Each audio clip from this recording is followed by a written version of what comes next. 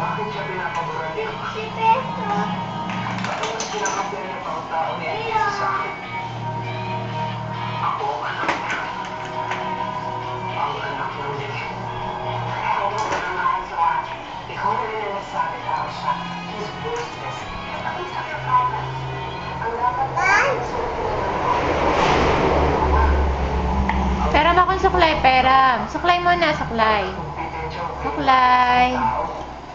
O, upo na dun, upo na. Sit down na dun, sit down. Sit down na kayo. Sit down. Manalamin ka na dun. Ako na.